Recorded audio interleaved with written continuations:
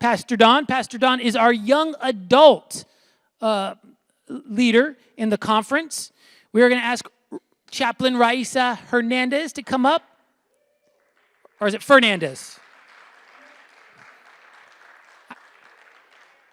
What? Okay, good. Yeah, there's some. That's wonderful.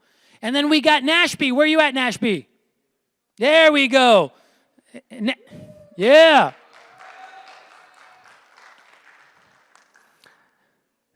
Now, we have tried to make it a little bit eclectic up here. We have some different, a little bit of different age group. Nashby's our resident young, cool man. He's recently graduated, right? Why don't you pick up that mic? Tell me, where have you recently graduated from? Give us your info. Hello, everyone. My name is Nashby. Graduated from Georgia State University. Go Panthers. And yeah, go Panthers. Georgia State University. And what did you study there? What did you graduate with? Journalism with a minor in political science and a certificate in leadership. Whoa. Nice. So political science, that could be interesting for today's conversation. Definitely. All right. We know a little bit about Roger already. What do they call you, Chaplain? Do they call you Chaplain Raisa, Chaplain? Mrs. Fernandez. That's Mrs. Fernandez? Okay. Go ahead and take that mic. Tell us, where are you at? And there he goes. Oh, look at that. That's why we can't have anything nice. I know, right? It's thinking stuck. That's another way to drop the mic. Wow, that's pretty good. She dropped it. Drop the cord.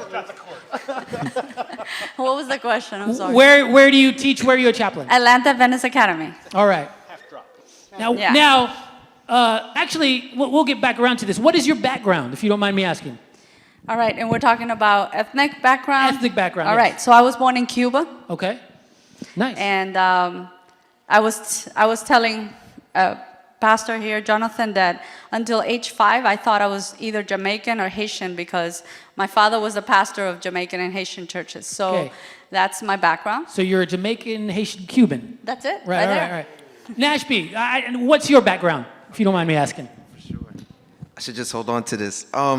I'm Haitian American as well. Born and raised in Atlanta, Georgia, but my parents are from Haiti, and so I kind of had the best of both worlds growing up in America with Haitian parents who spoke English but instilled that Haitian culture within us as well. So, yeah. All right, Pastor Don, what do you do again and for where? Just clarify.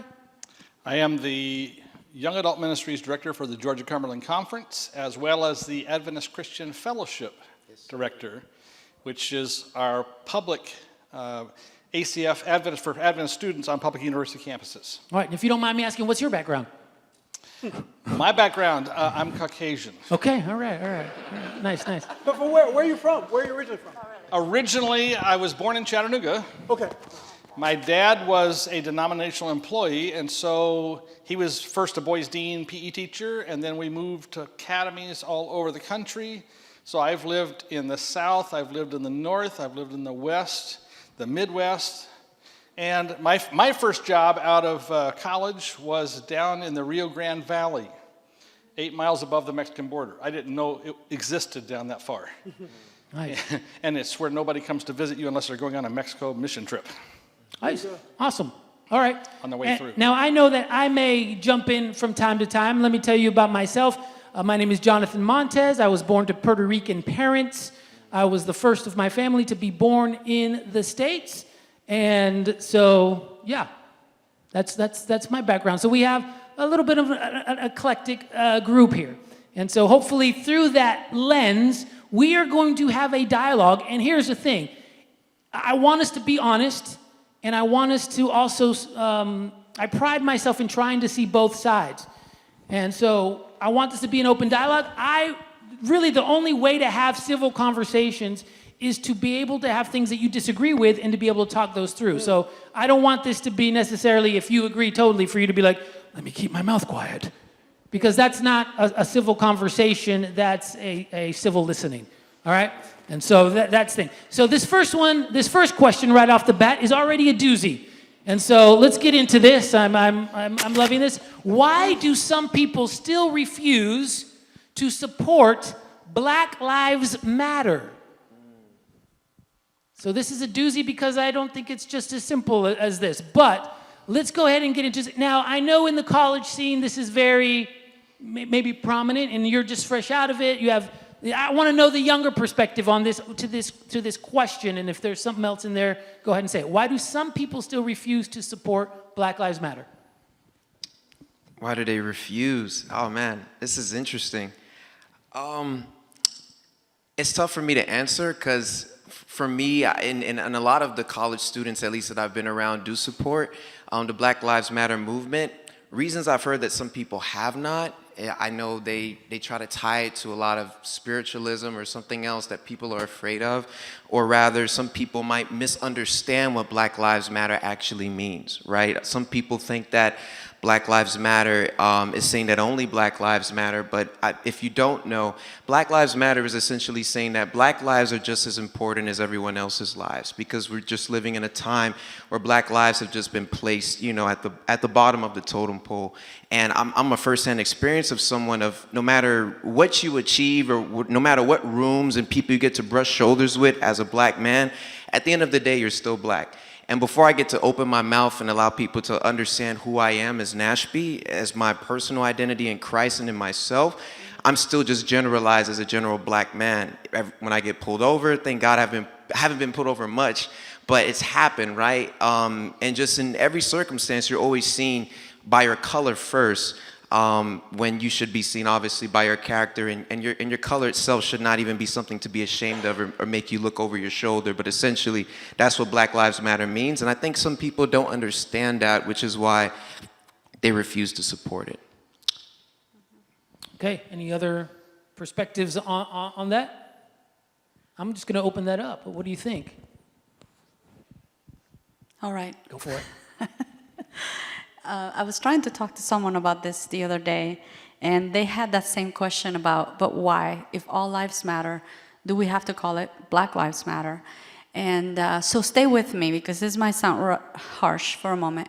I said, in a spur of a moment, I'm like, okay, so you've seen the signs, protect the killer whales, protect the white whales, protect the dolphins.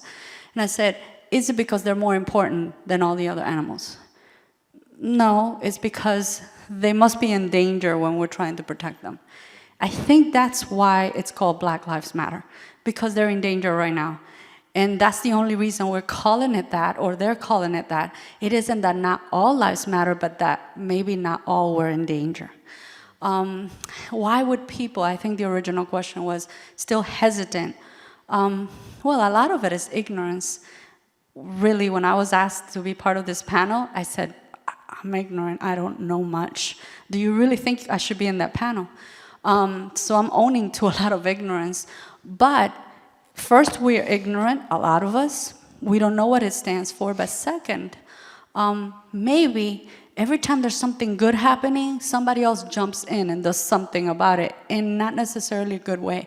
Oh, someone's doing something good for this group, and then somebody comes in with a lot of zeal, a lot of passion, and sometimes a lot of misdirection, and becomes violent. And then now everybody's giving a clout to that. Oh, it's a violent movement. No, it was someone who went violent. And so I imagine, because I come from I told you I came from Cuba. Well, I come from a background of communism and all of that. I got so many stories to tell that a lot of good movements, people start looking at them bad because somebody decided to get violent. And then everybody got that sign. I believe that some people stay away because they think, oh, it's become violent, or it's become this. Maybe it was a couple people who did that, and now they're giving everybody a negative name, I think. Okay. Don, do you have a... Being the token old white guy, yeah. I might as well. I can tell you that I think there needs, as a Christian, to be a differentiation. Mm-hmm. I can totally subscribe to the Black Lives Matter. However, when you begin to look at the movement, I have some problems with the movement in itself, because the founders state that they are trained Marxists, and they state that they are about overthrow, not about just getting on par. In 1940, let me just give you my illustration here. Sit down. Which, by the way, Jonathan, was before I was born. No, that's a lie. Just wanted to tell you that. They have the Bald and Golden Eagle Endangerment Act. Have you heard of that? No, I'm not that old. Yeah, but you've heard that bald eagles were endangered and they're protected. I'm old enough to remember that. I do. I remember that too. Yeah, you don't have to be that old. See, Jonathan? It Well, means, I am that Well, old, so he's that's- older than me, so. That is true. Aren't they still in danger? anyway, what they did was, when they passed this act, they didn't just say you can't kill bald eagles or golden eagles because they're getting close to extinction. What they said is you can't touch their eggs, you can't break their eggs, you can't even mess up the nesting site so they might not come back in the next year. Because we want to give them the best opportunity possible. So they said environment matters as far as what we do.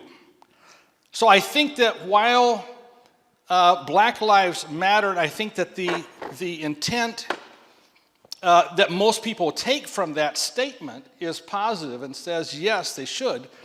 There are some things inherently in what they post on their website that would say, as a Christian, I can't support that. One of those is the idea that they believe in the right to the body, and no matter what you believe on abortion, as a Christian, I believe if a black life matters, it matters before it's born. So does it really matter the entire time? If you're going to be a Christian, I think you got to look at the whole, does black life really matter? Very, very good point, actually.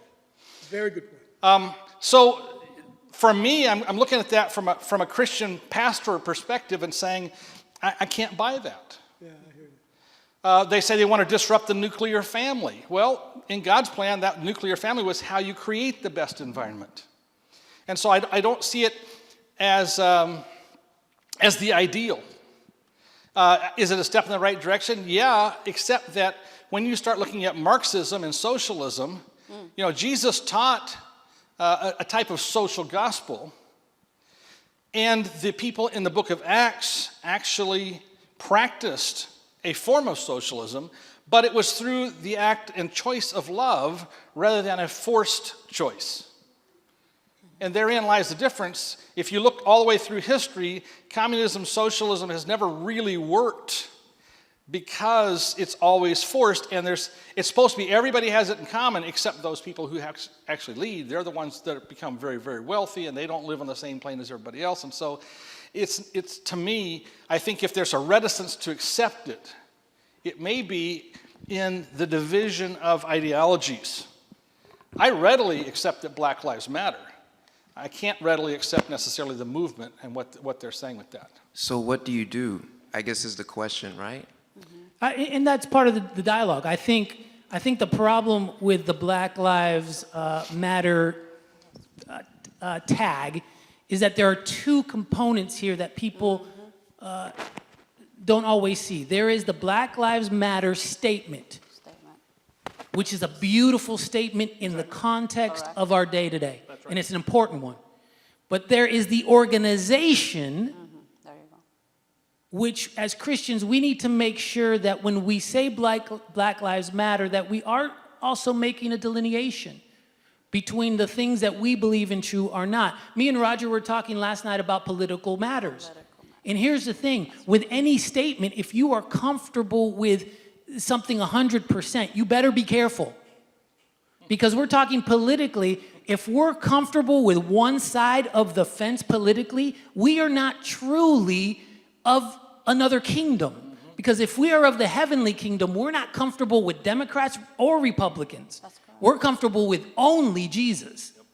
And that's the same with Black Lives Matter versus the opposite, is that we need to make sure that the statement is true in itself, but be cognizant of what that organization may be espousing as well.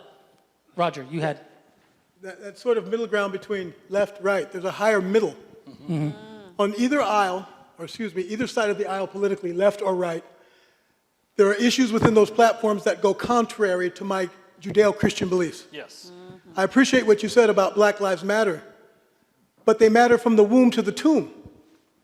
That's my point. Most of the folks who are about life matters tend to side with social issues that forget that Black Lives Matter That's right. after they're born. See what I mean? Yep.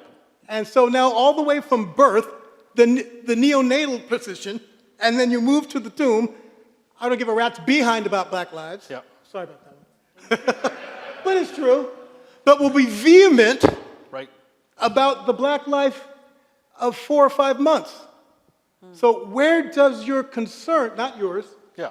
where does the general concern end with the fetus, in whatever term it is, and now the life of the disenfranchised, the life of the underprivileged, the life of the one that doesn't have the same advantage? Why don't you care about, once again, not you, Yeah. why isn't there a care about that? Exactly. If And it's that's not my him, point. why are you staring at him so I know, hard, well, though? he's the token I'm white the guy. token white guy. He I get it. I'm absorbing it, man. No. He said he's the token white guy. He's the young, with it black guy, and I'm just the old black guy. At least we got the old in common. Thank you. I found something. Nashby, go ahead. I just want to add one thing. I understand where you guys are coming from, but just from this perspective, and obviously I don't have the full circle, I haven't been to every state and every single protest, but the general understanding of the movement of Black Lives Matter is not the general belief of those founders, which I understand can still be controversial, but I hope I don't brush some people wrong, but it's sort of the equivalent of someone meeting an Adventist who's just very extreme, where they take like Ellen G. White as God's word, like, or just as God herself, right? Or, just certain beliefs that are just a little bit of a stretch, and then they just relate the entire, denomination to that one encounter, right? Or, for example, just learning in school how our faith technically was founded from the Millerites, right? And William Miller and the Great Disappointment. So someone could look at William Miller and say, well, your founder said Jesus was coming back at this date and time when the Bible says, that no man knows the day or the hour. So obviously he was deceptive. If he's one of the jump starters of your faith, someone can make that argument towards us if we're attacking the founders, right? But when you actually walk and live in the streets with the boys and sisters, brothers and sisters and everyone who are actually a part of the movement, that movement is not based upon Marxism, socialism. It's literally saying, stop killing us, right? Sure. We don't want to die anymore, right? We don't want to have to be fearful of our lives anymore.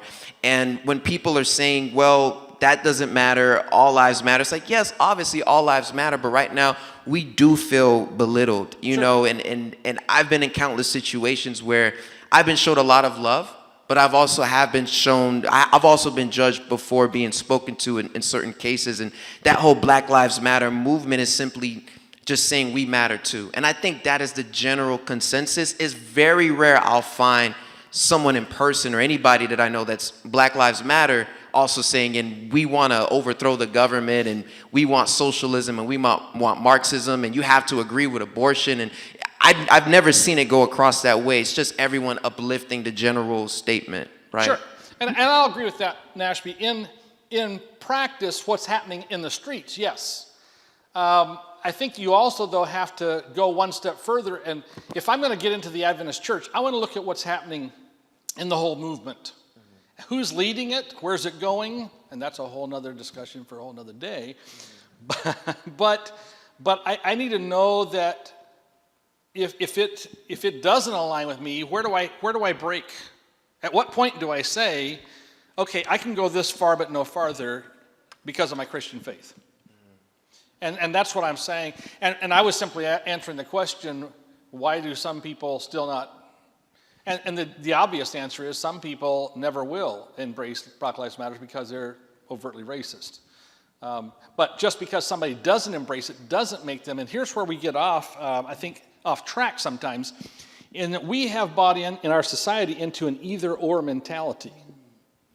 We're saying you're either this or that. I had a young man on the phone with me the other day, one of our ACF brothers, that was laboring with me to actually send money to the Black Lives Matter. I said, first of all, I can't because it's a political movement, and the church does that, you lose your tax-free, tax-exempt status. So we can't do that. But he was very adamant. You're either with us or you're against us. And I said, no, I'm not. I'm not against you. But I can't send church dollars to a political campaign either. And so we've got to move away from an either-or mentality. Either you're this or you're that. And we try to paint people on that all the time. There's room for both and. I can go out and march truly in support of Black Lives Mattering without accepting all that platform, the political platform puts forward. So I don't have to have an either-or. I can do a both and, but I need to know at what point do I draw the line as a Christian and say, I can go this far, but my God says, no, this is too far. And that's why, yeah, I think we need to be aware that there are two statements that are often said. I think we need to make sure that we're aware that there's Black Lives Matter, the statement, and the movement. And I do feel like, Nashby, your point is very well made as to the extremes, and that's not the majority. I would like to say, though, if you go to their website, that's what they say they're about, and that's disturbing for someone who goes. So your person who's concerned about that, they're going to go to the website and go, no. Just like if someone went to the Adventist website and saw, oh, you believe in the Sabbath? I don't believe that to my core value. And so for them to reject that as a core value would make sense. So the statement, I believe, if anyone doesn't agree with the statement, well, then, like you said, there's issues. But let's go with this. So kind of piggybacking on this a little bit, I told you this first one was a doozy. I knew it was going to get there. What is a good response to someone who says all lives matter? I think we've already made it. Have we? Nashby said it. What'd you say? Or Sam?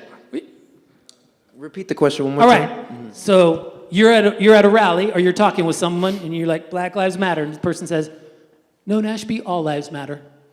What's a good response? I agree with you, but, I guess, sounding like the broken record, I guess it has kind of been answered, but there are some probably additional points.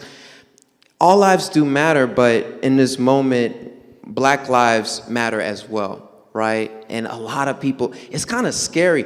It's actually terrifying when you wake up one day and you really realize that, no, there's people who really hate me just because of my skin. Like, I honestly, you'd watch it in your classrooms, you'd be in your history classes, right? And you're just watching all these marches that happened in the 60s and 70s and the civil rights era. And you're just thinking that's a thing of the past or history, which was actually like yesterday, right? It's very recent. But then you wake up and realize, no, they're genuinely people who just, no, they just don't like I met one of them. I was terrified. Story time. Do I have a time for a story time? Hurry. Okay. I might cut you off. Go. Okay, story time. So me and my brother got to go to the Sugar Bowl in Louisiana for UGA's a big game, right? Awesome game, was great. We're at this special You're just meeting. flexing. That's not a story. That's a flex. Continue.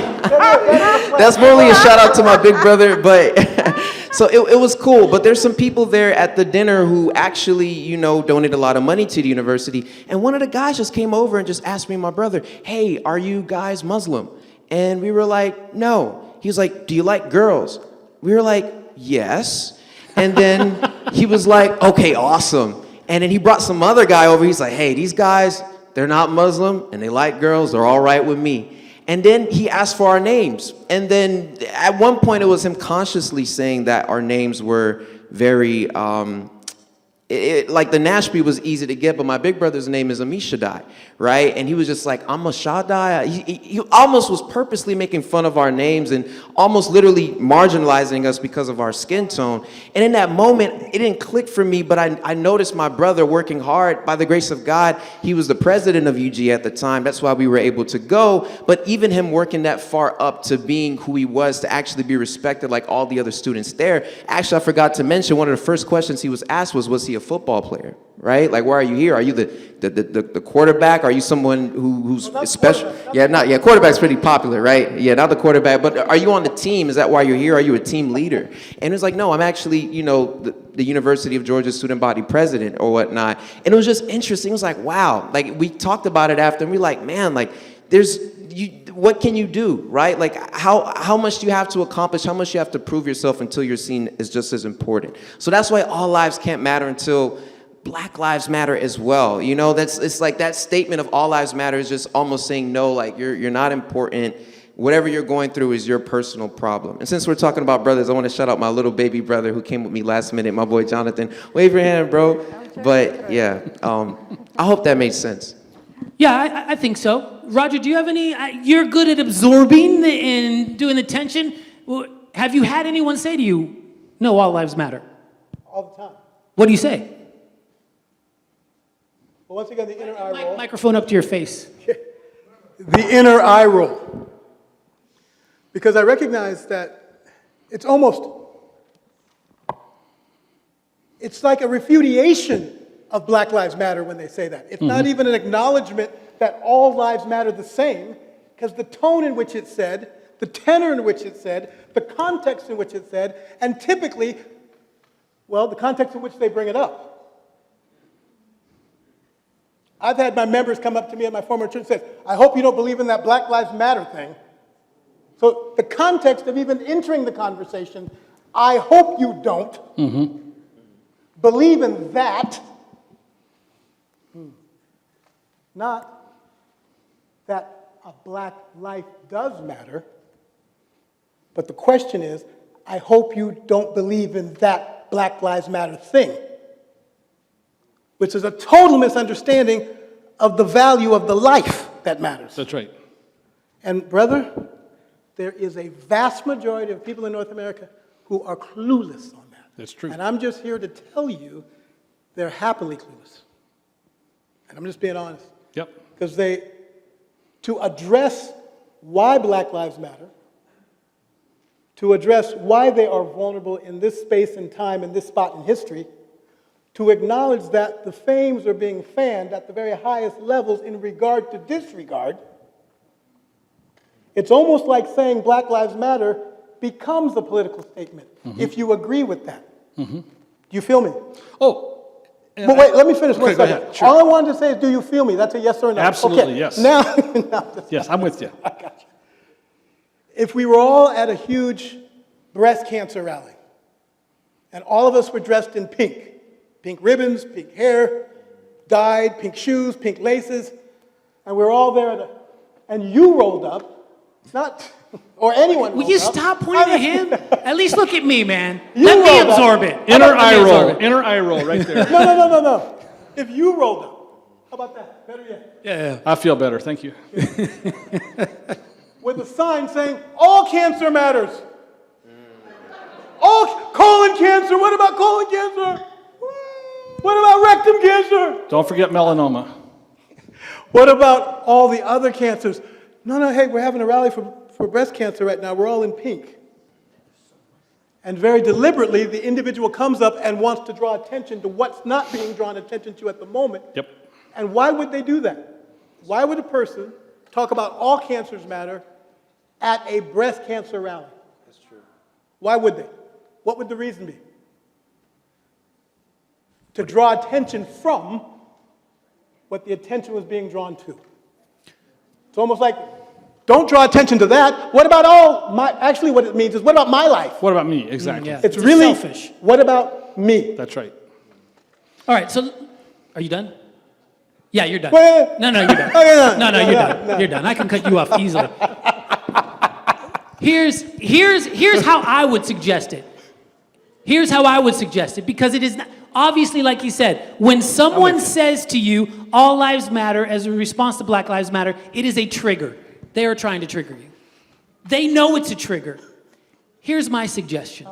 I believe in civil conversations. I believe that it's person-to-person heart relationships only that will change their mind. Like you said, if you said, dude, that's racist, you don't understand, let me explain. They're gonna be like, you can't explain anything to me? What, am I uneducated? All of a sudden you turn them off. When you tell someone, I need to educate you, you turn them off. When you tell someone, let me tell you, you turn them off. Here's my suggestion. Tell me. And it's only my suggestion. I would say, hey, you know what? I'd love to talk about that. How about we go get a bite to eat? Let's talk about this. I'd love to discuss it, but in a non-confrontal, relationship-building manner that'll change the heart. Because as Christians, we want to change the heart, not the action. Because if all we want to do is change the action, we become legalistic. Amen. And we say, you can get to heaven by your works. Sure. And as Adventists, we don't believe that, even though we might have been taught to believe it. So why do we believe it when it comes to race as well? So I would suggest, hey, man, you know, that's interesting. Let's have a bite to eat and let's talk about that some more. Jonathan, I think 3 words that have really helped me in this arena. Help me understand. Because, and that's with just about anything. Years ago, one of my mentoring pastors, he was an old guy, and really old guy when I was really young guy.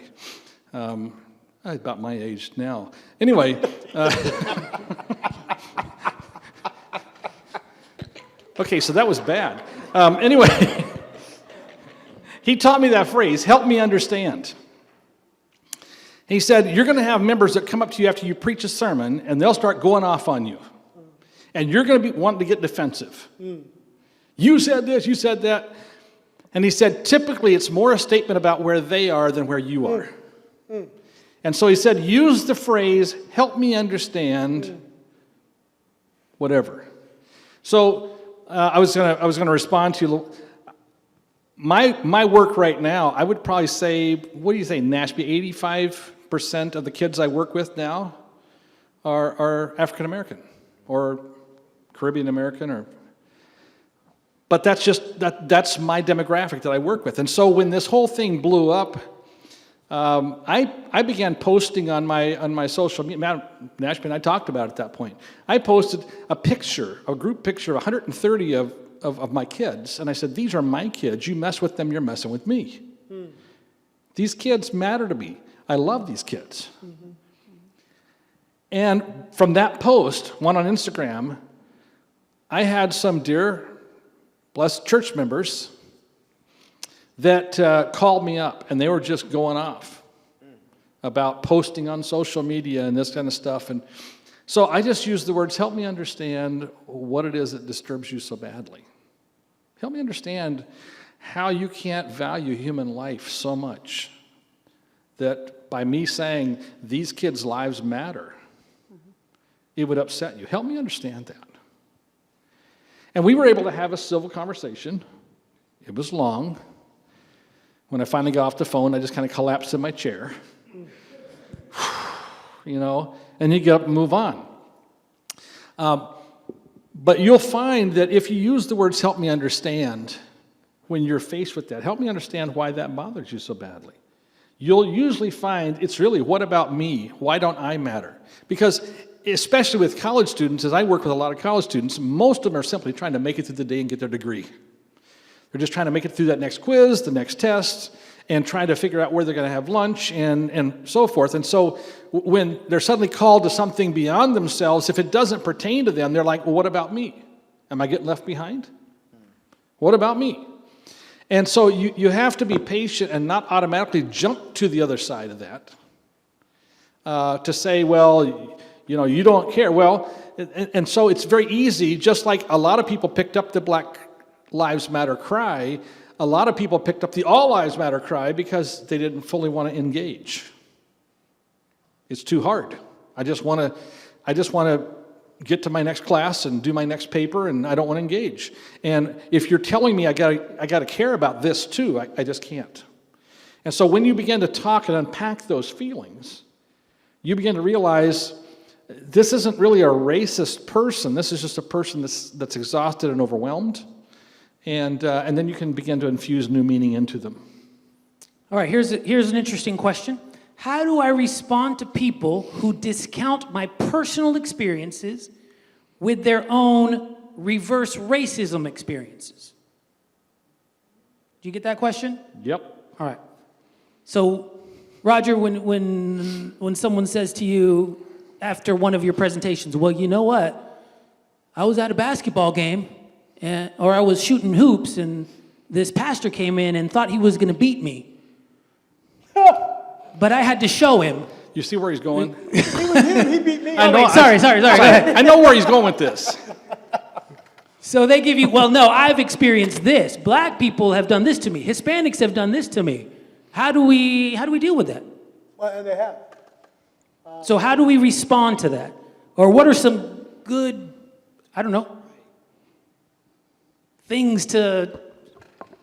When somebody says, well, what about the racism I've experienced? Yeah. That would make them more sensitive to everybody's racism, quite frankly. Microphone.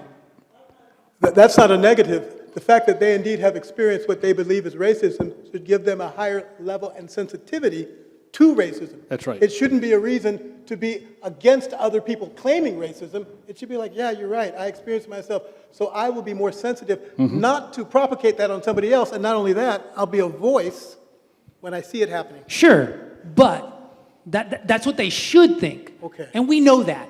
Tell 'em. We know that someone who's racist to me should make me more empathetic to someone who's facing that.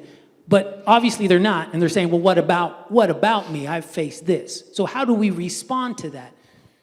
Just like you did. So let me. Does that make sense? Or did I miss what you said? How would responding to it, how would I respond to somebody sharing that with me? Yes. I guess I would open them up to say, hey, listen, I appreciate where you're coming from. How did that make...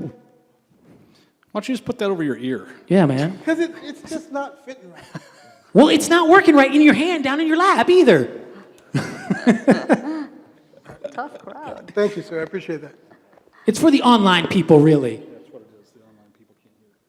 Because online people's lives matter. They do. Glad to know you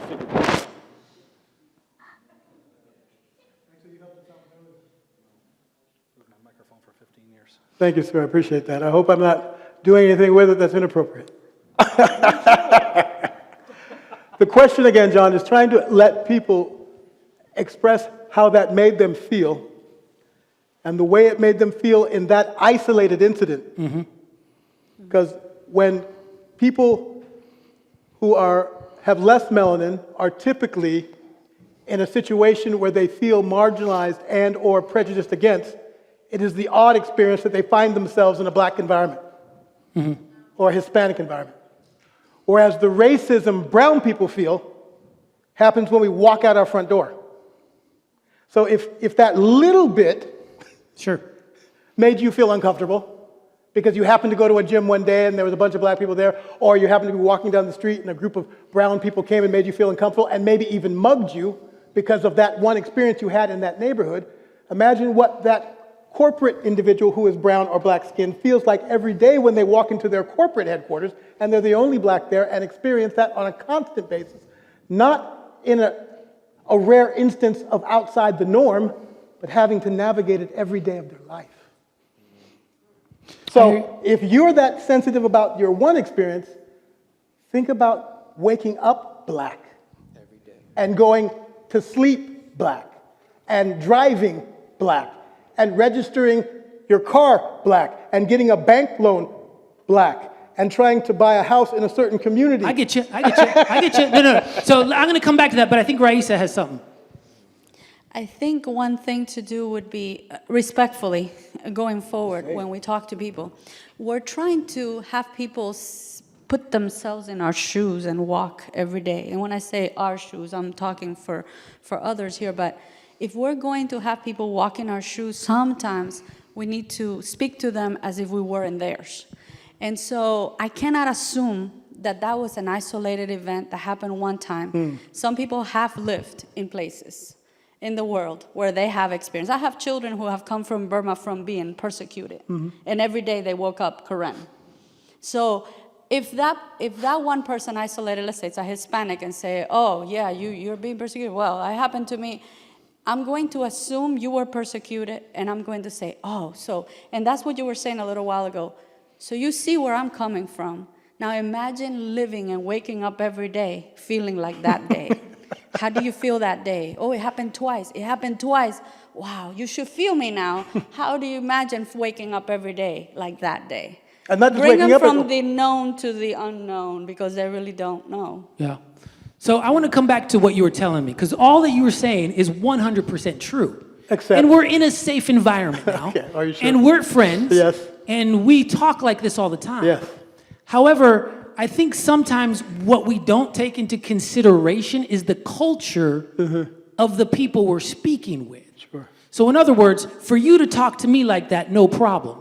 But the person who's asking you this, they're not going to take it like that.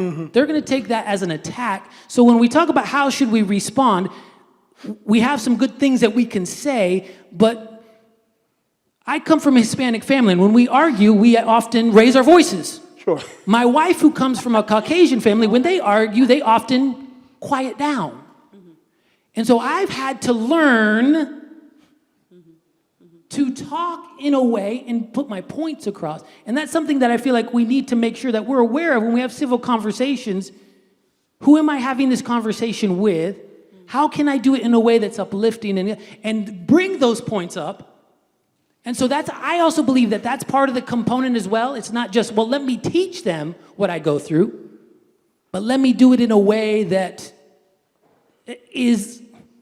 we can come together in a closer manner. Because I've had to learn how to communicate differently to different people. All right, let's go here. Should we push for people in churches to have a more accurate portrayal of Jesus, i.e., not white?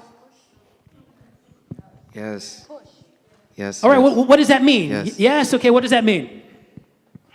Well, I mean, yeah, Jesus was Middle Eastern, right? He had some color to him, and white people have color to them as well. Like, personally, I know my dad used to make a joke, but then I think I finally met some real white people, but he was saying, like, white people are kind of like, not necessarily white, they're like, they have a lot of different colors, you know what I'm saying? And I think, like, except I know some people from, like, Ireland or whatnot, they're, like, a little bit whiter, but, like, I mean, like, Jesus was Middle Eastern, and I know he wasn't necessarily, like, black, but he was a man of color. If he was walking down the streets in the 60s and they had the colored water fountains and the white-only water fountains, I promise y'all Jesus would get beat up again like he did 2,000 years ago from drinking from the white colored fountain if he tried. So I feel like the church has a role. Well, there's also the Ten Commandments, right, which talk about us not even having any idols or any graven images of anything in the heaven above, earth beneath, waters below, whatever it may be. So it's already controversial. Like, I know some of us like to just have images in our home. So it's like, if we're gonna have images, let's make it as accurate as possible, right? Or maybe not, I'm not saying not have any at all, but I just remember growing up for a while, like, as our keynote speaker put it very well today, just everything you saw was like white growing up. Our books, the angels, just everybody was white. I mean, I think in one Jesus movie, Simon of Cyrene was like the only black character who'd show up and he'd help Jesus carry the cross, and even him, they'd make him seem like he didn't want to do it. He's like, all right, fine, I'll help him. Just showing like a black guy did help. He started the story, but he was kind of forced, you know, black people don't want to help. Like, it's literally like, that's always the narrative that was being pushed, you know? So it's just really important now for us to let's try to be as accurate as possible if we're going to make a stance at all. But it is true that if you go to a lot of Adventist churches, some like this one won't have any images in the room, but then some will have like heavy images, and it's inaccurate. And when you tell me I'm made in the image of God, but God doesn't look like me, it brings confusion within a child, you know? And then when you see in the image of God that he kind of looks like the people who are oppressing you, it also gives you another image of God. And yeah, I could go further with that in another point, but I want to see what you guys have to say as well. Oh, is it time for the token white guy? Next, if you want, do you have something to say? No, I think you're right, Nashby. You could have done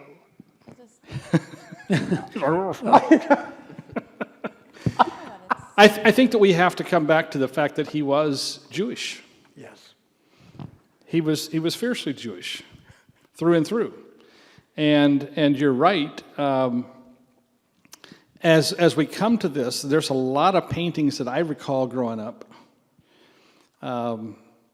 where he didn't look anything like Jews, and I can remember questioning as a white kid, if Jesus is Jewish and that guy's Jewish, why does Jesus look like this? So yeah, I think that we could probably do more to raise awareness. I think we got better things to do than to push churches to change their pictures, because we have a Jesus that's coming soon that we need to tell other people about it. And if we waste all of our time trying to take pictures away from people and change, I think that we need to do an educational process and maybe even provide some alternatives. But we've got so much to do that we need to be lifting up Jesus and not just fighting about his pictures. And that's all you're going to do is, to me, you're going to start a fight. Is it a fight really though? Well, Does maybe. it have to be a fight? You know what I mean? No, it doesn't have to be.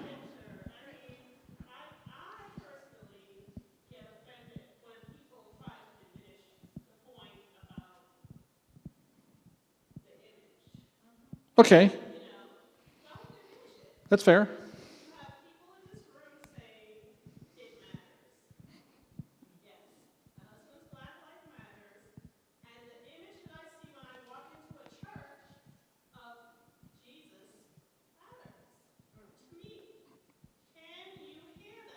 Yes, thank you for sharing that.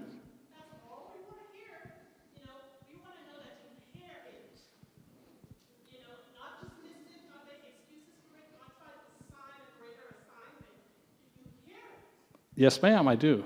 Duly noted. Thank you. And I understand what you're saying, but I appreciate you sharing that. And I hear you, Mama. And Don, I promise, he's not taking that standpoint. I have a great personal relationship with Don, and I think he definitely hears it. And so if anyone just hears any comment from Don that might seem a little bit like, wait, what are you trying to say? He makes the old white guy joke for a reason, because if you don't know Don, like, he's just the coolest white guy you'll ever meet in your life.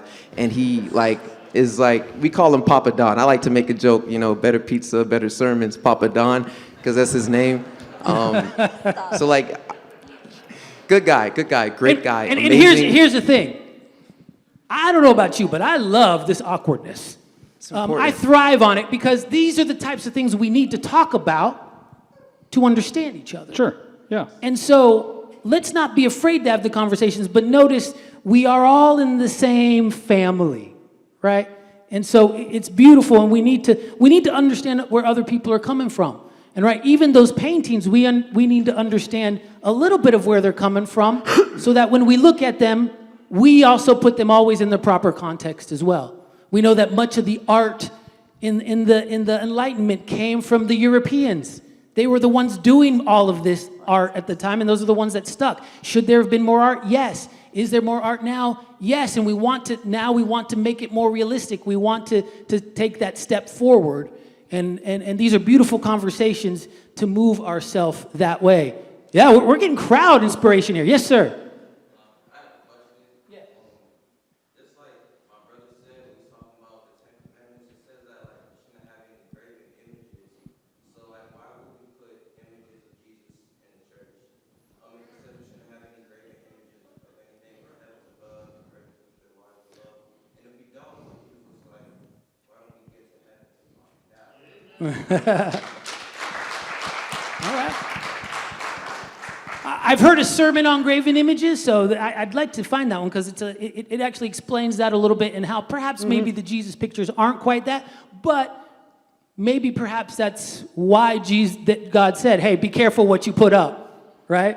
Be careful what you put up. Yes, and I'd even like to add, I think the reason why his image is important, if we're going to portray anything at all, even in a show, in a film, a movie, or a play, whatever it may be, I think it's because Jesus being white was not an accident. Being painted white, it wasn't an accident. When you study all of history, you realize it was intentional. The goal was to let you know that God is a white man, and that God is white, and he justifies everything that we do, right? America is so crazy, because the older you get, the more you realize that stuff you learned in school, when you get older and realize what it really is, you're like, whoa, like manifest destiny, right? That was America saying we had the right to come to North America, and we had a green card to just do whatever we wanted, because this land was ours, which meant killing the natives, having slavery, doing all of these things. Manifest destiny was the United States pretty much saying, I have the permission to do this by God.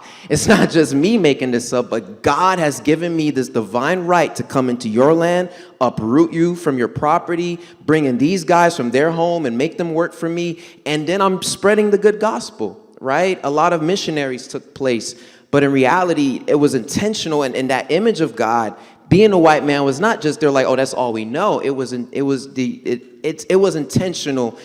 Intentionally placed in front of you to let you know God does not look like you, and you're honored to even be working for someone who does look like God, right? Because I know we try to belittle slavery because it was a long time ago, but y'all, when you realize what really happened and that the daughter of a slave just died a few years ago, this thing is real, it's alive and it's breathing, and we can't be naive to it. And even though it may not be prevalent in our age or in your church or your area of life, I know we all came from different cities and so forth. For some of you, it may be a big deal. For some of you, it may not be. But when you're looking at those images, some people may look at it and think, it's just a painting, someone was inspired, but the origin of it was very intentional, extremely intentional. And I promise you, there is a sense of inferiority that is still in black people till this day. Till this day. I mean, I've had the honor of working in areas that were predominantly white, and you still feel, I'm happy who God created me to be, and I'm happy and always proud to be myself. But there are times where I get checked, where you have to I know who I am and I still believe in myself, even though I am that dark spot in the room. It's a real thing. And a lot of African Americans do feel inferior by a lot of Caucasians in every single form, especially to even be successful and rise. They reward you for trading a piece of yourself in. It's true. You may not literally to get a job. They might tell you to cut your hair, right? To get elevated in a position, they might tell you to talk a certain way. If I was just as smart, but I'll tell the Southside Clayco, what's going on? Y'all was popping. It's your boy Nash. Y'all be like, okay, he's kind of smart, but it would be after the 13th sentence. But if I didn't speak like this, I promise, I know there's some rooms that I'd never be able to get into if I kept my Southside talk. With my homies, this is how we talk. You feel me? You did.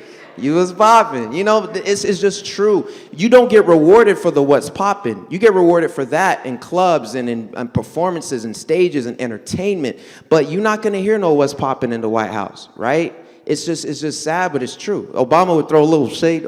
President Obama, he'd throw a little something, remind you he's black. But let's be honest. Let me be clear. He'd speak like this for a reason, right? Because it's just to rise up. There's just that thing. So all that to say, when it goes back to the image, that is why it does serve an importance. It serves a heavy importance because that inferiority still exists till this day, despite our current climate.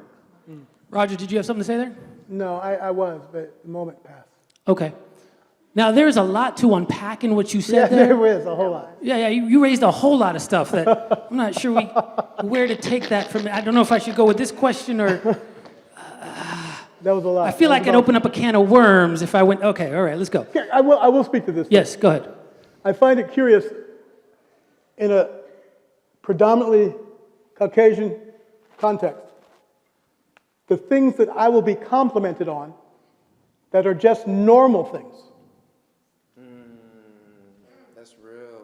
Like just talking and pronouncing words and using complete sentences. I've had people compliment me on my language skills when I was just speaking because their apprehension about how I might be speaking, my apprehension about how they might be speaking, they're not expecting the diction, they're not expecting the didactic structure of the sentence. And I was born and raised in Ukiah. I speak like this because those are the people I spoke around. It's not intentional, but other people would take it as, oh. And then, the insidious nature of it is, try to endear me to them because I'm different and elevated because they have now said, you speak well enough to hang out, not like so-and-so. And once you acknowledge that you're not like, here, come to our house for dinner. Come to my house for this and that because I feel safe bringing you around my other white friends. You're not Leroy Brown from the hood who's going to embarrass me.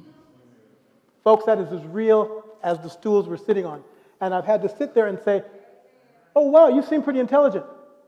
I said nothing but ridiculous fluff, but said it in a way that they took as perhaps, so what did I say that was so intelligent? Well, I know, you just sound intelligent. Bingo. I sound intelligent? What does intelligence sound like? The content of what someone says might be intelligent or prove that they've done something that will perhaps maybe think they have intelligence. But how do you sound it? How does the sound? Well, I think and I appreciate that point. I think that even within the Caucasian culture, you move into those same kind of things. When I moved from the South and my dad got a job in Maryland, I was in 7th grade, but I learned very quickly to lose the Southern accent. Yeah, well, the Southern accent's a little different. That exposes you wherever you go You around can the be world. as intelligent as you want, and it makes you sound like you're dumb as a rock sometimes. Sure. You know, you don't want some guy just, and I can still do it, but I've also I did 28 years of mission work in Eastern Kentucky with the poorest of the poor. And learning to talk like them actually saved my life, literally one day. Learning to talk like who? Like the poor whites in Appalachia. Okay. And everybody, even within Caucasian culture, there's a whole differences of the way you talk.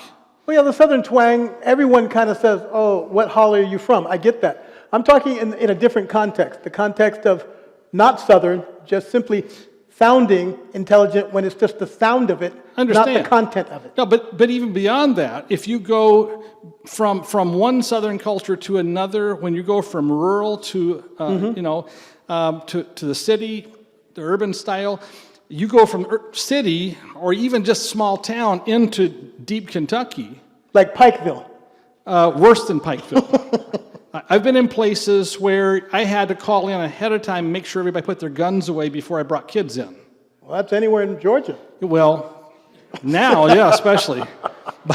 That's down the street, brother. What are you talking about? I've had about 28 shotguns leveled at me. You have a shotgun. with a van load of kids.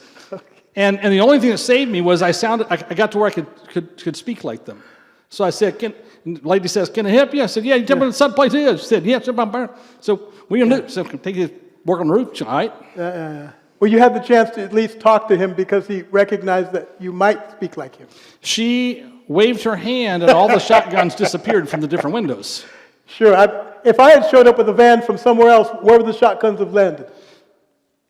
You know, these places, when you get out there, and I had both black and white kids with me. Sure.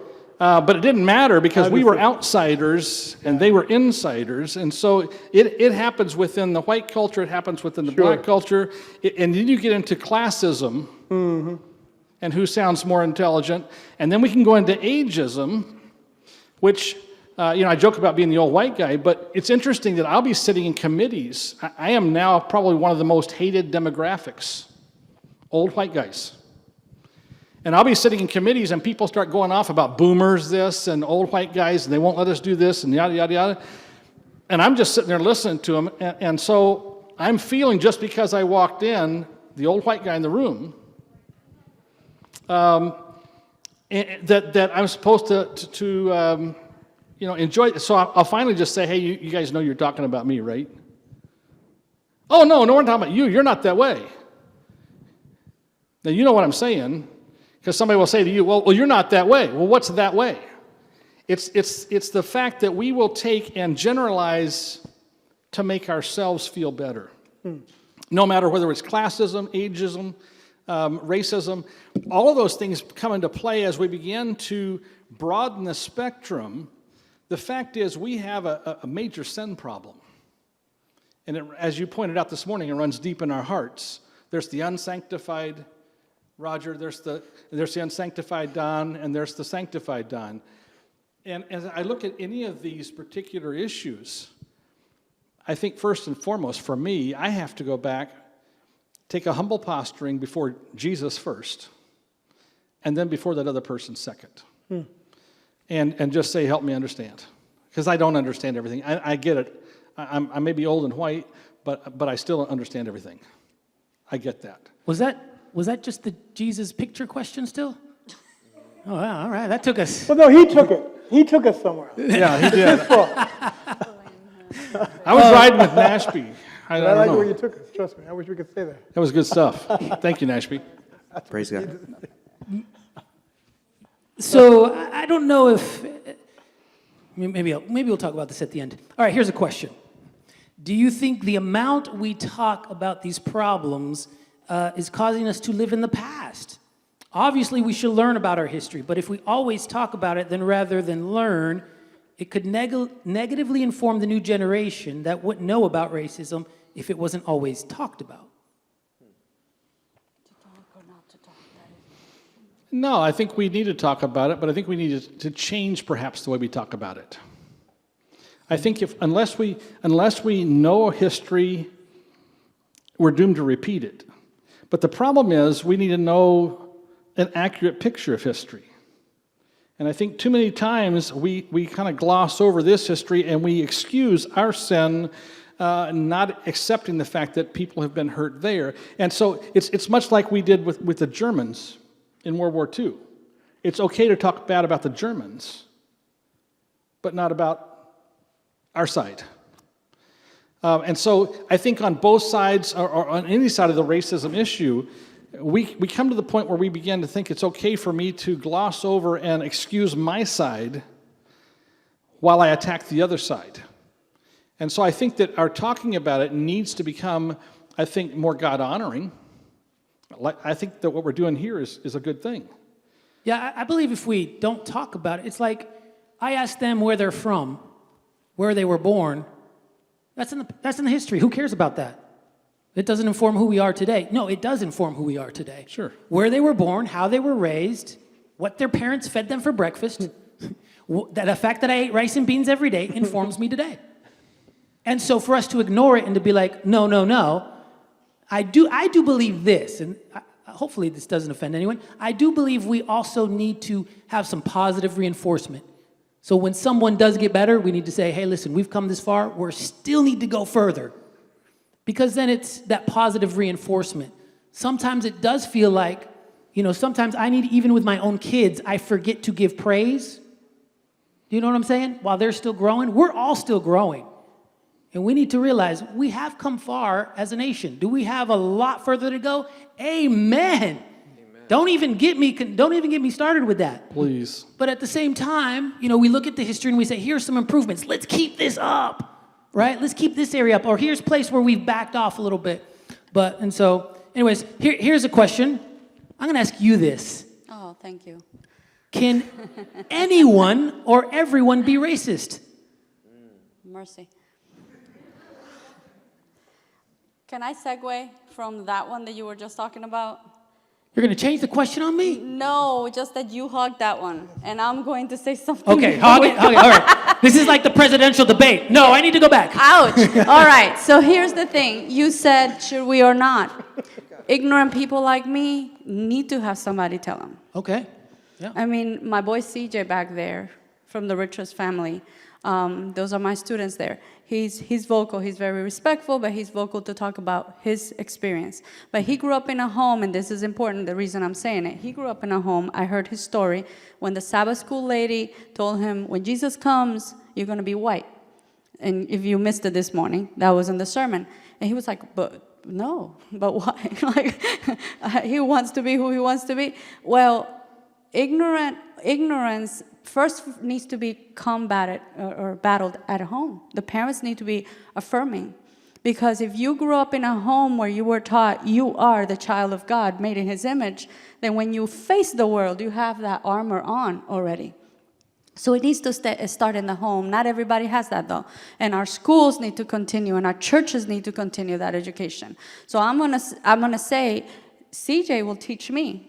And if I go into it thinking I'm the teacher, so I should be teaching CJ and Jelani and Jabari, I'm going to miss the opportunity of learning from CJ what it is to be a young black man. I'm never going to be that. And so I'm going to now segue into the question that you asked me, which I've forgotten already, because... Can anyone... be racist? Yes. Okay, yes. All right, so I grew up in a Cuban family, and so this is what I know. I grew up in a home, as I was saying, of people who were very affirming. You know my dad. So at home, we were all God's children. At home, in the ministry, that church, the Haitian and Jamaican churches, we're a family. This is auntie so-and-so, this is uncle so-and-so. So I did not see color until, later when people started talking about, but you're this and you're that, and I was like, what? But I realized later on, though, when the racism talk started, that Hispanics can be racist. And I didn't know that. I don't know if anybody else knows that. Hispanic among themselves can be racist.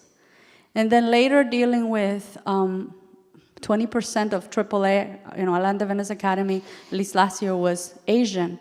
Among that whole title is very racist. We'll put everybody there. And if you ask the Cubans, everybody's Chinese when they're Asian. You're like, no, they're the Vietnamese and the Koreans, and don't you dare tell the Chinese that they're Japanese. And I mean, there's a whole history there. Don't tell the Koreans are Japanese. There'll be a fight right there. No, I'm telling you. And I have these nationalities in AAA, and if I open my mouth in ignorance, I'm going to be in trouble. So we are in a time and era when everybody's so free to talk and to give their opinion. And everybody's got some kind of social platform, or 5, or 4, or 3. Even this old woman's got 3. Well, we're just so free with our opinions, but we don't have relationships. And here's the danger, that if I don't know my brother Roger, who am I to give him my opinion? And who am I to even teach him anything when I don't know you? And so that's the danger right now, that we all have microphones, Instagram microphone, Facebook microphone, and whatever microphone, and Twitter microphones, and whatever. I'm old, so I'm not even on Snapchat. But we're all with a microphone. We don't know these people we're talking to. And so we're going to step on people's toes, and and everybody is. Because then you call a Cuban a Puerto Rican, you call all Hispanics Mexican, and everybody's getting their feeling hurt. So the grace of God, that whole coat that he throws upon us, first thing he needs to do is just calm us down and cool us down. God's robe needs to just cool us down, and then look around and say, son of Adam, son of Adam, daughter of Eve. We're all brothers and sisters, and you should know better. I mean, everybody out there has a microphone. Everybody's racist. And so don't call it racist. Everybody's prejudiced in one way. And if it's not because of race and ethnicity, it's about, social status or gender or Lord knows what, or better than thou and holier than them. The robe needs to calm us down and cool us down, and then make us look around and realize, son of Adam, daughter of Eve. We don't have many races. It's one race, the human race. And we don't have many colors. It's one color with different shades, the human. Okay, then. Wouldn't it be nice if we did just think of people as son of Adam and daughter of Eve? That would be nice, because I'll be honest with you, I come from a Puerto Rican family, and when anyone would call my family Mexican, woo! I am not Mexican. Why would I get so offended? Oh. Think about that. Why would I? That means I have problems in my heart. Do you know what I'm saying? Anyways, Roger. I used to get that all the time in Thailand. I would get into a taxi, and I would say, Katot Kap, put that in it, and they'd ask me where I'm from. But they'd never ask me where I'm from. They'd ask me, where in Africa are you from? What country in Africa are you from? And I would be, I'm from, and mind you, I'm not a big flag, I'm not the guy out there with the flag waving it with the big hat, But I'd be like, no, I'm from America. Oh! And after a while, I'd be on the street, somebody else would say, Africa? I'd be like, no, I'm from America. Finally, I turned to my wife and said, I don't know what the deal is. She says, what's the problem? Why can't you be from Africa? Well, I'm not. I'm American. Oh, really? So now it suits you to be American. Because they're calling you out for something different. Why is that? What is it about your Americanism now that's being offended by them calling you African? And worse yet, what is your thoughts and feelings about Africa that you don't want to be identified with them? But you're American. Yeah. So, Katot Kap, Roger, and Chok Di. And then you walk away. That's good luck. Yeah. What I often tell people is, if we were created in the image of God, if we really believe that, and we believe that God is so big, how can one race, one culture define God? It takes all of us to define God. Yes. And for me to be upset that someone else can define God as much as I can, is selfish. And if we're honest, at least if I'm honest, I have a little bit of that problem, right?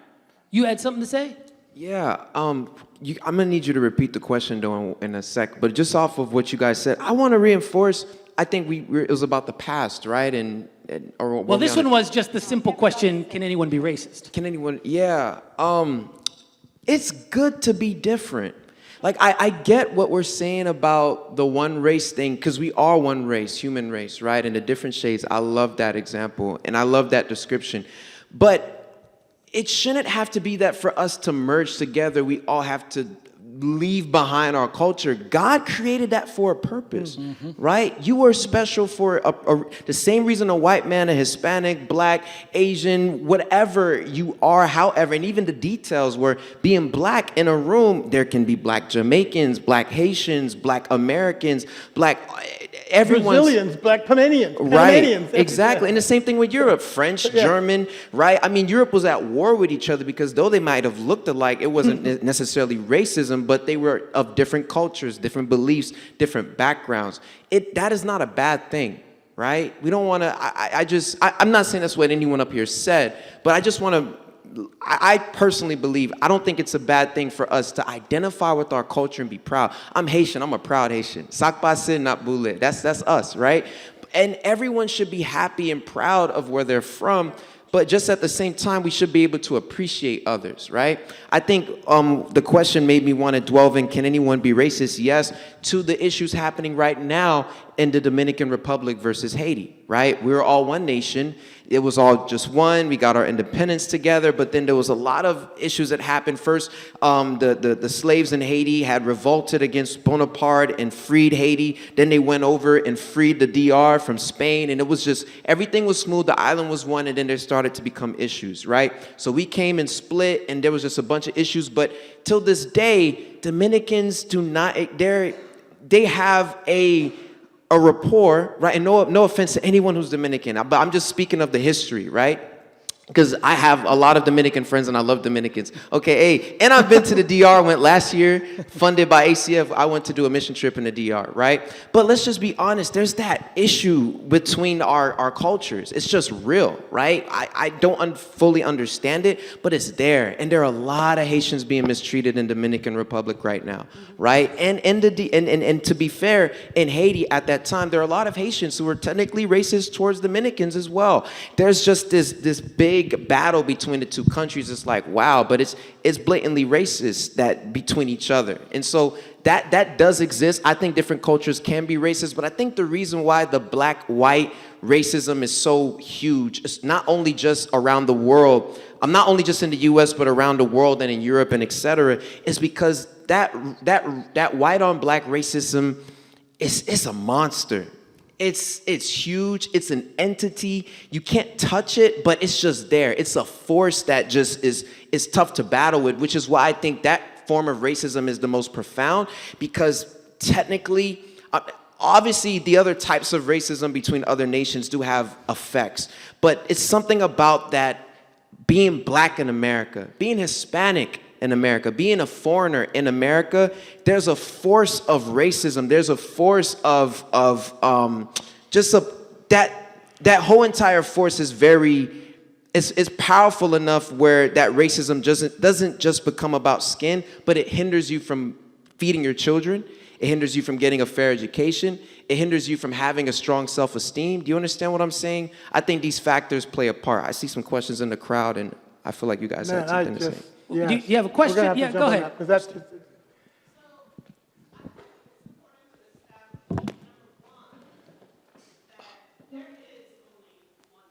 Yes.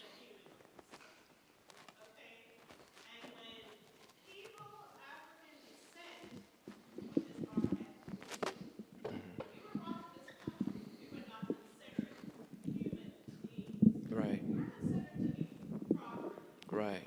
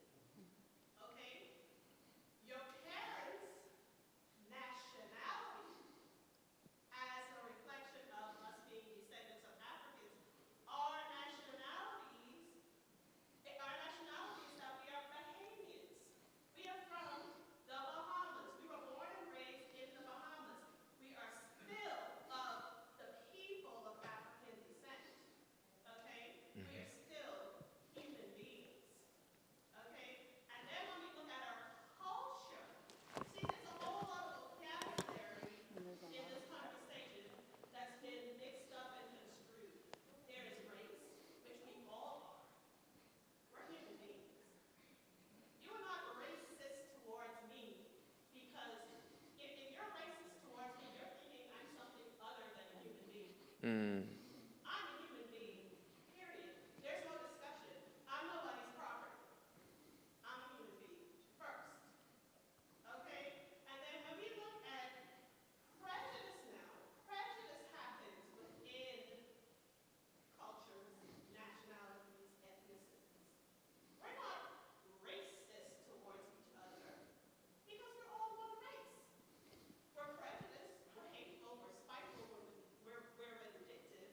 I feel as though I am more superior to you because of my skin color, or because of my class, or because of my sex, or because of my social and economic status. No, I cannot be racist to you. We're human beings. There is only one race. And until we fix that vocabulary issue, until that vocabulary issue is ingrained in our children, then this problem is not going to go away. If someone says to my child, "Oh, you're racist," my encouragement to her is for her to reply to her child, which one of us is the animal? Which one is the animal? Because as far as I can see, we're both human beings. When you want to talk to me about prejudice, then we can have another conversation. I appreciate that, and I do value that. I want you to know that. I had a conversation with someone that said she was a history teacher, and she was talking exactly about what you're talking about in the terms. But she did say when we change terms, terms change over time, and she's like, just because I forgot exactly how she said it, just because they're not rightly used doesn't mean we don't make them true. And so in today's modern lexicon, we do use racist as more ethnicist. Right, it is incorrect, but so I don't want to offend anyone by the term we're using. We're using it in the more modern context of what people think about it, and I do thank you for that lesson because that is true. But we have made the term racist in today's society true in the way that most people are thinking about it, and I think that's why we're using that term. And so, but thank you for that lesson, and I value that. Was there something you were going to say? Are you walking or are you just standing up? This stool gets All right, hard. let me ask you a question. Excellent. Do you need to go? All right. Raisa, thank you so much. Thank you for being a part of this. Roger, how much time do you need to wrap up? Not much. In fact, this is much better. I just wanted to share one thing of it. Listening for the sake of understanding, that was it. Not for the sake of replying. We'll let you wrap up. Okay. But let me ask you this. Are you guys finding this okay enough? Do you want to continue with this, or do you just want to let Roger wrap up? I just want to get a feeling for it. Continue? Is the dialogue good? Okay. All right. Let's see what question. Let me ask you this question. It's a simple one, but how can we make a difference when we go back? Go back home? From here. How do we make a difference in our world? And let me give you some context after this as well, because I've had many conversations with peoples of different ethnicity who during this time don't know what to do. And to be honest with you, sometimes there's not much we can do on a grand scale, right?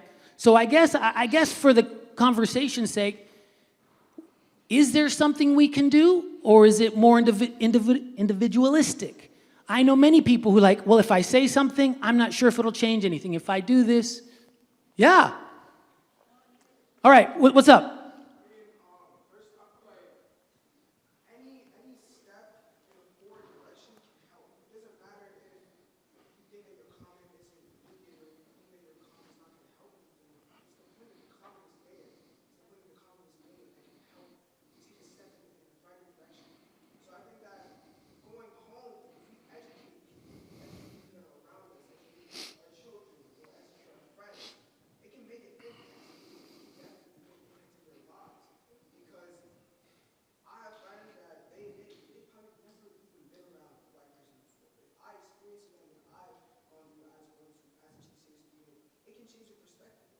Mm-hmm.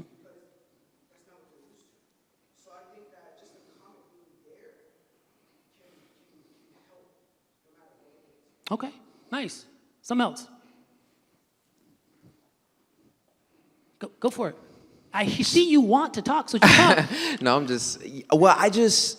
I agree 100,000%. Just be vocal about it, right? It may seem a little bit weird at first, but you just want to clarify, right? But when you're saying stuff, but honestly, the best way for y'all to help, the biggest word I love that he just said was education.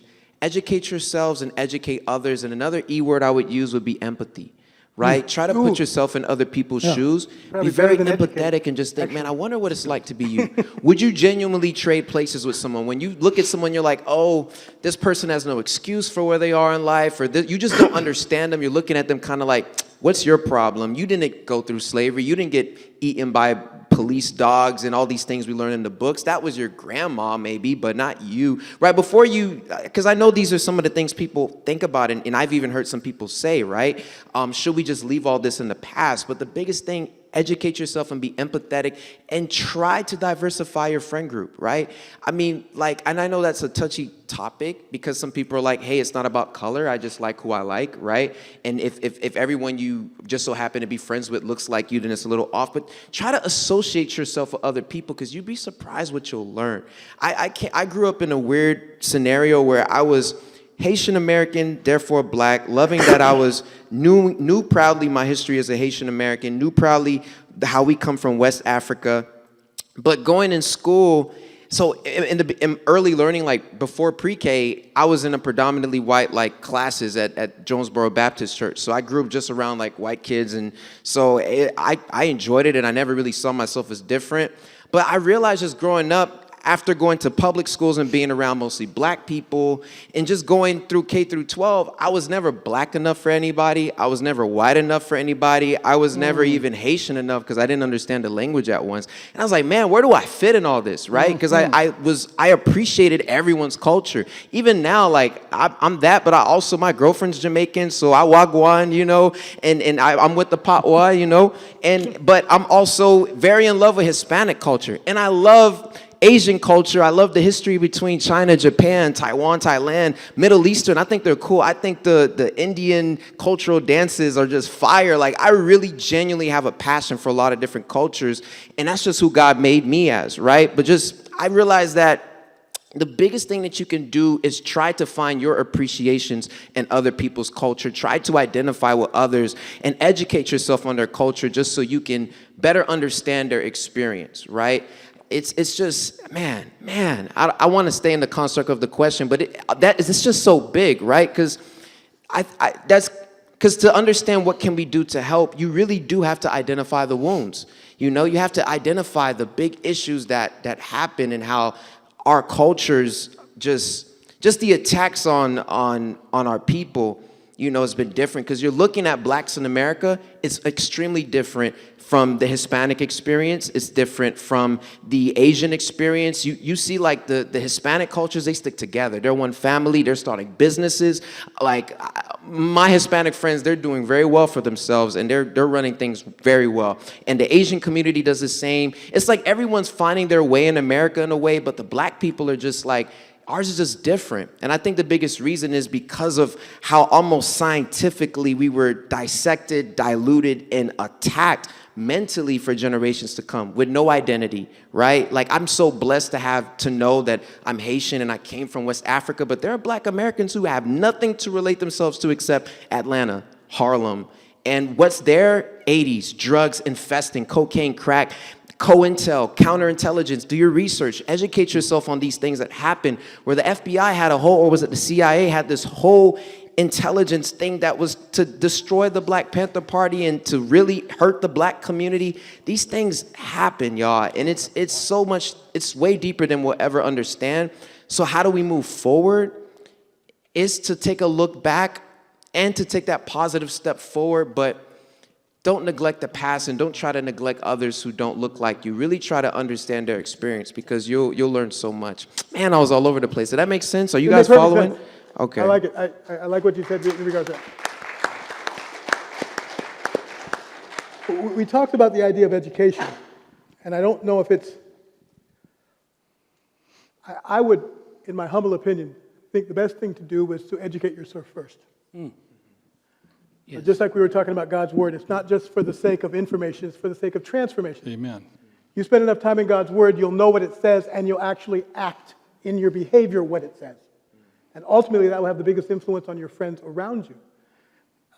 To actually proactively go out with a sign that say Black Lives Matter and start picketing everywhere, that's not in everyone's nature to do.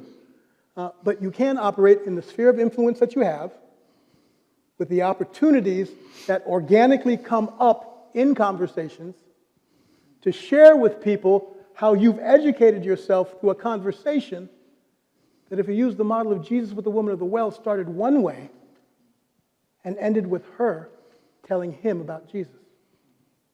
So, educate yourself for the sake of your own transformation. Don't simply educate yourself for the purposes of having more ammunition to beat your brother over the head with. Feel me?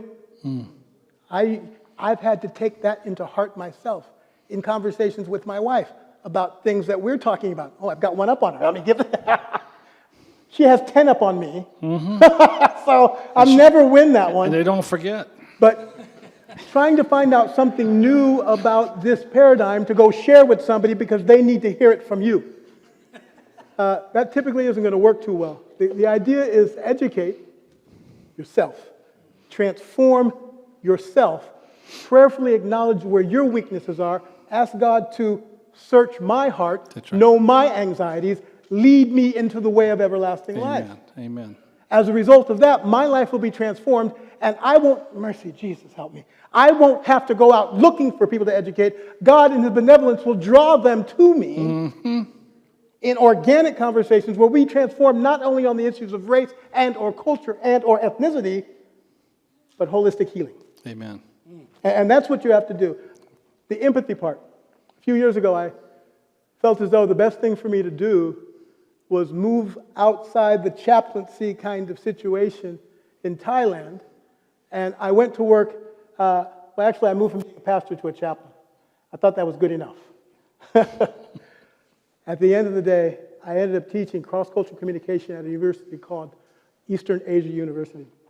And during orientation, you'd have 30 students in the room. I only taught there for one semester, and then I got a call to come back to America. It was almost like God said, no, you're having too much fun now, Roger. Man, if you stay here, you might not ever come back. And so I would start the orientation by asking all the students, and mind you, they're from Thailand, many of them from Laos, Burma, some from Indonesia, others from Vietnam, taking cross-cultural communication. And I asked them, what country do you think I'm from? And of course, everybody would raise their hand, Africa! And I would go like, although this isn't geography class, let me help you out. Africa is not necessarily a country, it's a continent. But I get where you're going with that. I see where you're going. I said, what country am I from? And they would be like, all kinds of countries.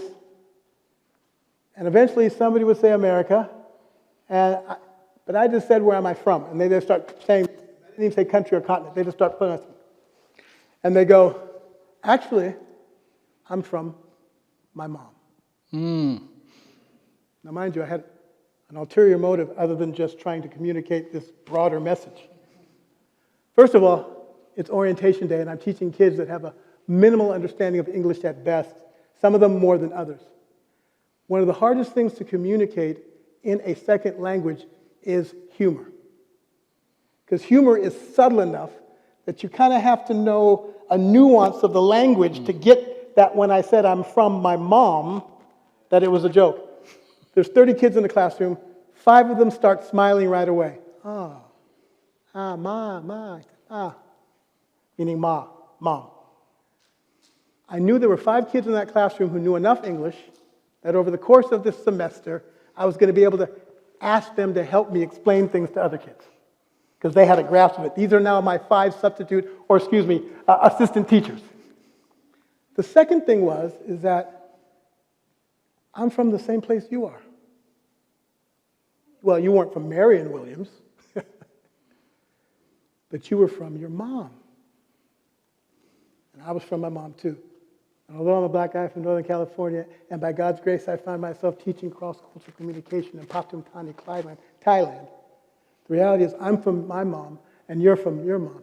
And so when you're studying late at night, trying to get things done, because you know you have your mom back there somewhere who's praying for you, who's looking out for you, who's sending you care packages, and you want to do well for her, recognize that occasionally, because of the time difference, I'll get a phone call in the middle of class, and it'll be my mom. She'll be calling me from California. And just like you want to hear from your mom, I want to hear mine from too. So we all fall into the same category. We have a mom that we love. And so it changes. I empathize with them, they empathize with me. They have to live up to what their mom's saying, and so do I. Empathizing with someone's situation helps them identify with you less about the differences, although they respect them, and learn more about what connects us. We all love our mom. We all have a mom. And when our mom calls on our phone, we need to answer. Empathizing. I like that. The idea of educating people. Truth is, do you really like to be educated on things that you have blind spots on? I wanted to speak to that. Go ahead. Because I've heard people say, let me educate you. Yeah. And I'll be honest, I don't like hearing that. If you're like, well, you need to just be different, tell your spouse, let me educate you. And how well does that go?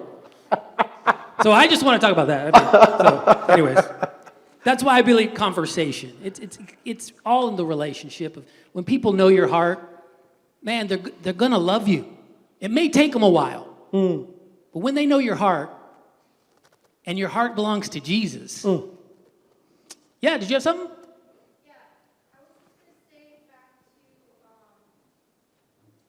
when you're in the other church, as far as images and how they impact as an artist, if we do want to be more inclusive, and especially our young children too, they're very dominant as well, why can't we have different representations of Jesus?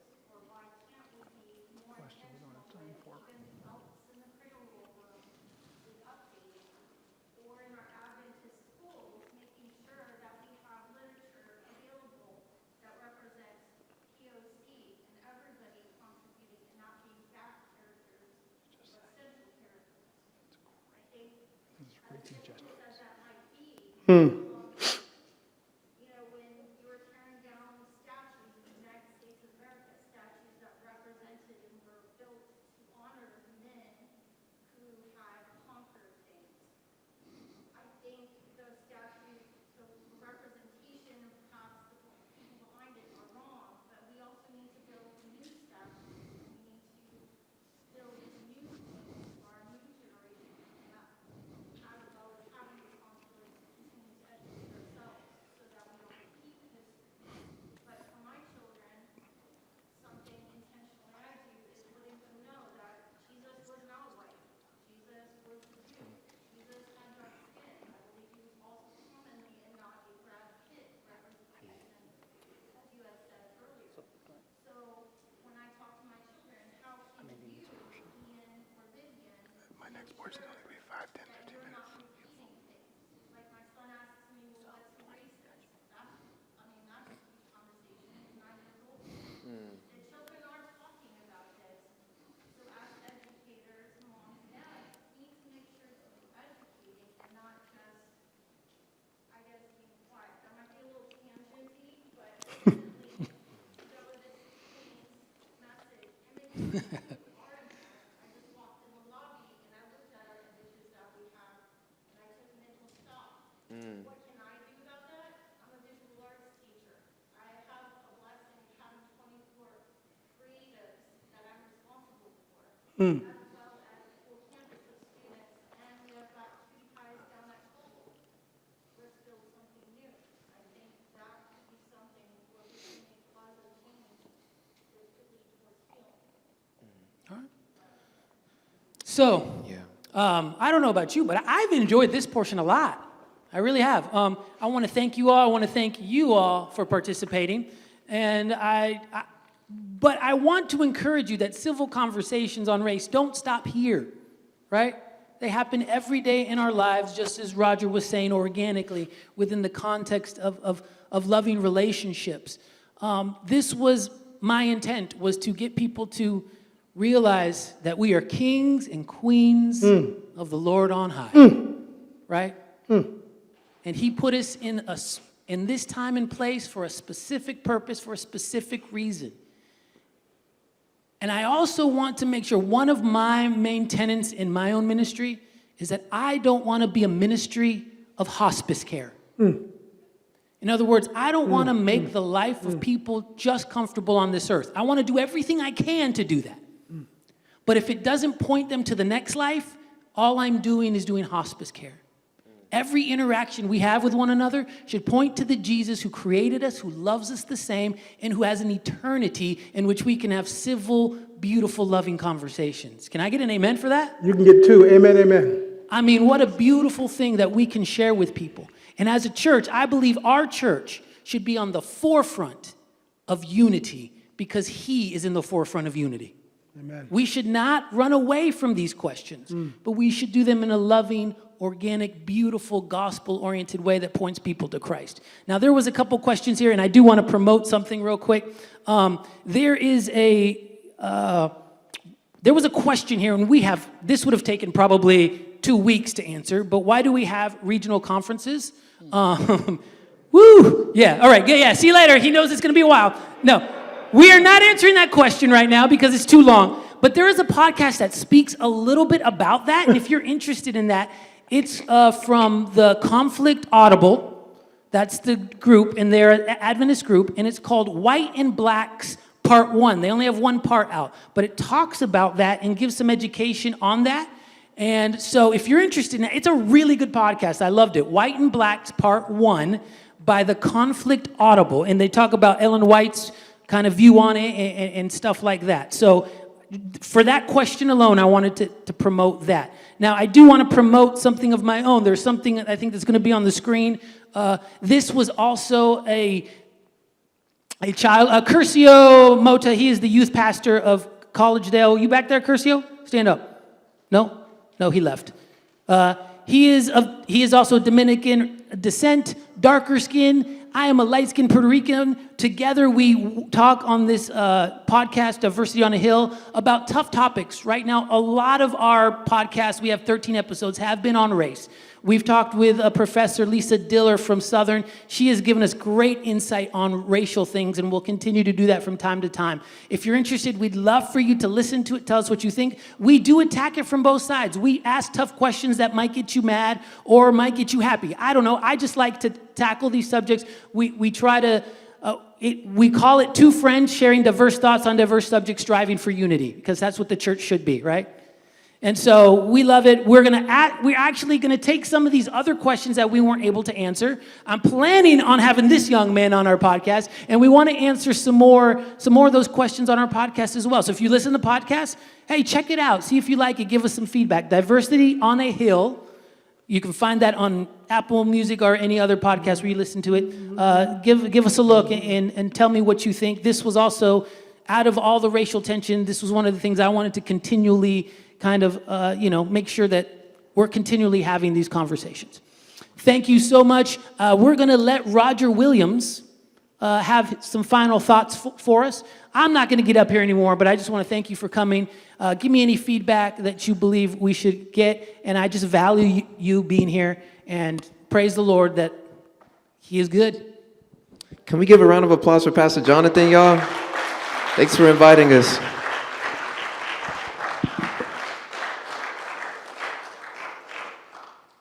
There's a PowerPoint slide about we listen for the intent to reply, not to understand. If you could put that one up there.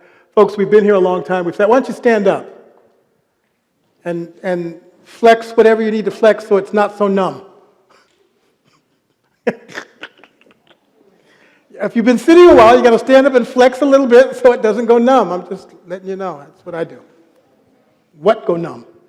Think about it.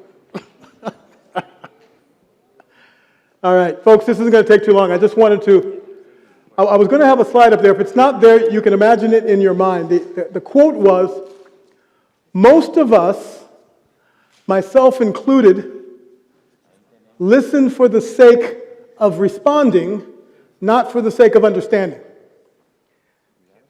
When somebody's having dialogue with you and they're talking, you're listening to some of what they say, but at the point in which you want to react to what they've said, now you're not understanding anymore. You're waiting for a break in the action to respond to what you heard. So the vast majority of what they've said, after that point, you haven't understood it. A few years ago when I was in Thailand, Pastor John probably speaks Thai. Pupasa Thai? Hasip%? Nitnoy? Okay. I asked him how much Thai does he speak, 50-50, and he said he speaks a little bit. Put mak mak, that speak a lot. The reality is, Kaujai is understand in Thai. As I was learning Thai, my first motivation was for the sake of it being more convenient when I would go out, and I'd have to go to the market, I would have to get a taxi, and I'd have to explain where I was going. And I wanted to learn Thai so that the person I was speaking to could understand what I was telling them, and that they would do what they're supposed to do, and make my life more convenient. The more I could tell them what to do, the more they'd hear what I'm saying, and the more they could do what I wanted them to do. And I found that a lot of expats, meaning foreigners, but particularly Western North American foreigners, really wanted to learn Thai for the sake of communicating their point of view. And they were the ones that were the most frustrated when they'd be in the middle of nowhere in Thailand and somebody couldn't speak English. I'd always wonder about that. Like if some Thai dude was in the middle of Iowa cornfield and he walked into a McDonald's that was in some podunk town next to the cornfield, and he walked in there and he was irritated that nobody could speak Thai. And then have a fit about it. Why can't this person speak Thai? Isn't it? But yet oftentimes these Americans would be in the middle of nowhere in Thailand and get mad because the person behind the counter couldn't speak it. And then I'd be on the bus or the train and they'd look at me and figure I could speak. I'm like, I don't know what you're talking about. I'm not a part of what you're doing here. What I found, though, is that as I lived there a little bit longer, and what I felt God was calling me to Thailand to share was less important, and what God was calling me to Thailand to be a part of and learn was really what it was about. Being open not just to teaching and educating, but being open to being taught and being educated. So, it was a paradigm shift in my mind. You know something? I don't need to learn Thai so I can tell people. I need to Kaujai Thai so I can understand people and their stories. And the more of their story you understand, and if you're sitting there with a Thai person, you're like, what is your name? Or how do you say what is your name, John? How do you say what is your name in Thai? I don't remember. Okay. Sabadi Mai Kap, how are you? And you begin conversations, and when you begin the conversation with what is your name and how are you, not how do I get this and how do I get that, you're wanting to know more about the person. And the question I used to like the most was Sabadi Mai Kap. That is, how are you? And so I'd be standing there, knowing very little Thai, mind you. And I'd see somebody, I'd go, Sawadee Cup, Sawadee Cup, Sabadi Mai Kap. How are you? Now, I'm not trying to tell them to do something for me. I'm not trying to get directions to the next place I want to go to. I'm not trying to coerce them into something because I'm there in Thailand for all kinds of nefarious reasons. I really want to know how they're doing. And they'll say, Sabai, which is fine. And I will go, Sabai Mak Mak, Sabai Hasip Hasip, or Sabai Nitnoy. Sabai a lot, I'm very fine. Fine Hasip Hasip, which is the same thing as 50-50, más o menos. Or I'm just a little bit fine. And typically they would say, Hasip Hasip. I'd be like, Oh, hasip, hasip. To my cop, hasip, hasip. Why are you only 50-50, not mock? And now this person's looking, and now they're engaged in the conversation. He's asking me, he knows just enough to know that I'm just halfway fine. And I want to know why. And there it gets tricky. Because now they start talking very quickly in Thai. But what are they doing? They're sharing how they are with me. They're opening up. They're sharing their story. And when they sense that I wanted to hear their story in their language, and then when they were speaking fast, I say, oh, slow down. Put my leo. Oh man, my Thai. Put my leo. I mean, speak slowly. Speak not quickly, actually. Speak not quickly. Because I didn't know how to say slowly.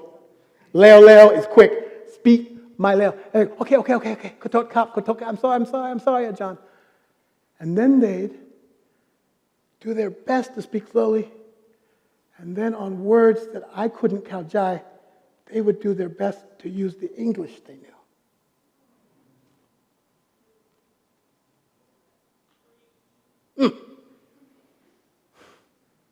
Folks, I'm just now getting that right. I mean, I knew it, but I'm realizing now they're reaching out to me, not in a way of, oh, he's using English.